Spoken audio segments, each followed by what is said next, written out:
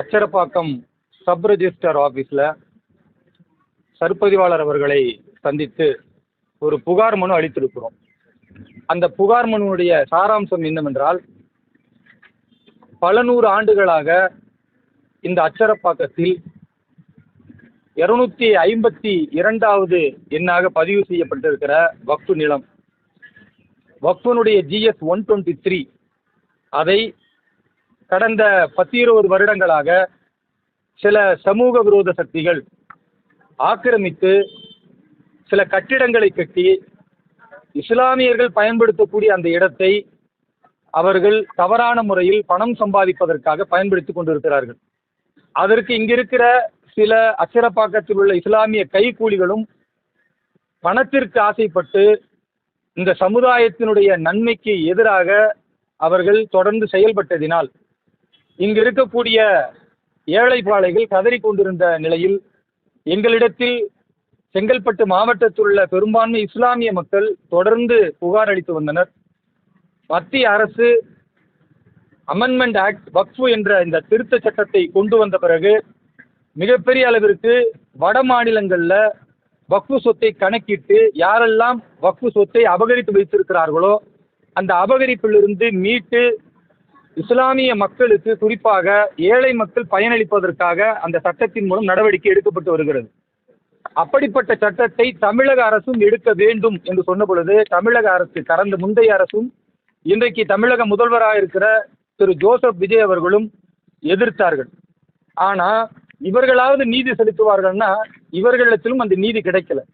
அதனால் இன்றைக்கு மீண்டும் பலமுறை புகார் கொடுத்ததின் அடிப்படையில் இன்றைக்கு மீண்டும் புகார் கொடுத்து இந்த சொத்து வக்ஃபு சொத்து தான் என்பதை நீதிமன்றமும் உறுதிப்படுத்தி இருக்கிறது.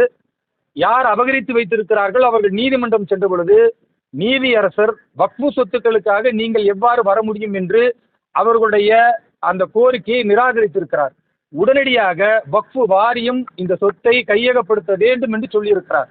அது சம்பந்தமாக சப் ரெஜிஸ்டர் அவர்கள் கடந்த காலத்தில் இதை 0 வேல்யூ என்று நிலத்தை ஆக்கியிருக்கிறார்கள். அப்போ ஒரு நிலம் 0 வேல்யூ ஆக்கப்பட்டு விட்டால் அது வக்ஃபு சொத்து என்று உயர்நீதிமன்றம் உறுதிப்படுத்திய பிறகும் இன்றைக்கும் கையகப்படுத்தாமல் வேடிக்கை பார்ப்பது என்பது இஸ்லாமியருடைய முன்னேற்றத்தில், இஸ்லாமியருடைய நலனில் அக்கறை இல்லாமல் தமிழக முதல்வர் திரு ஜோசப் விஜய் இருக்கிறாரா என்ற கேள்வியை நாங்கள் எழுப்ப விரும்புகிறோம். அவருடைய சட்டமன்றத்தில் சொல்லுகிறார் இது சிறுபான்மை அரசு என்று.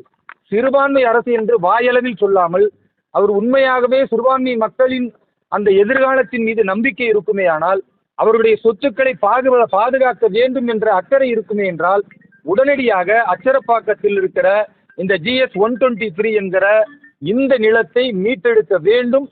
அப்படி மீட்டெடுக்காவிட்டால் தமிழக முதல்வரை விரைவில் நாங்கள் சந்திப்போம். ஏன்னா நாங்கள் உயர்நீதிமன்றம் போயாச்சு, சப் ரெஜிஸ்டரை சந்திச்சாச்சு, மாவட்ட ஆட்சியரை பார்த்தாச்சு. ஆனாலும் நீங்கள் நடவடிக்கை எடுக்க தயங்கினால் தமிழக முதல்வர் திரு ஜோசப் விஜயை சந்தித்தாவது நாங்கள் கேட்போம்.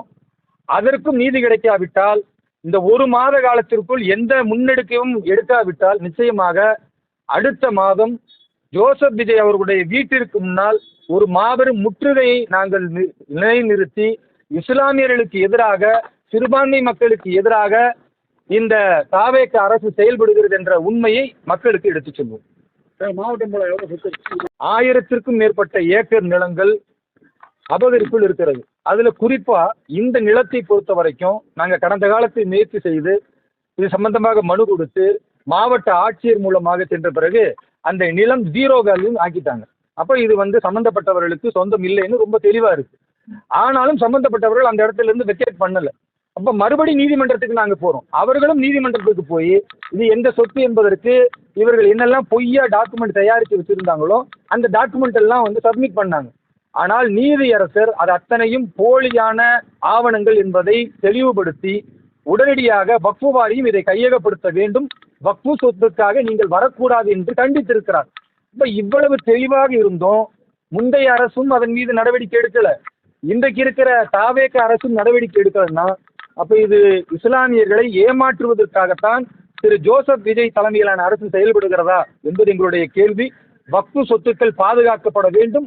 மத்திய அரசு கொண்டு வந்திருக்கிற வக்ஃபு அமெண்ட்மெண்ட் ஆக்டுடைய அந்த சட்டத்தின் அடிப்படையில் இங்கே இருக்கக்கூடிய தமிழகத்தின் ஒட்டுமொத்த வக்ஃபு சொத்தும் போர்ட்டலில் ஏற்றப்பட வேண்டும். இன்னும் சில அடிப்படையான போர்ட்டல்ல ஏற்றப்படாத சொத்துக்கள் இருக்கிறது. இங்க இருக்கக்கூடிய வக்ஃபு வாரியம் அது சம்பந்தமாக கவனமற்று இருக்கிறது.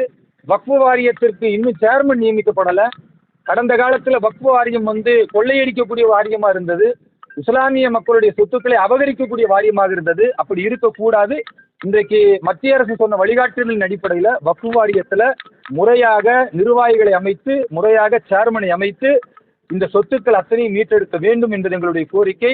அதனையொட்டி இப்போ நாங்கள் கொடுத்திருக்கிறோம். 20 நாள் நாங்கள் காத்திருப்போம்.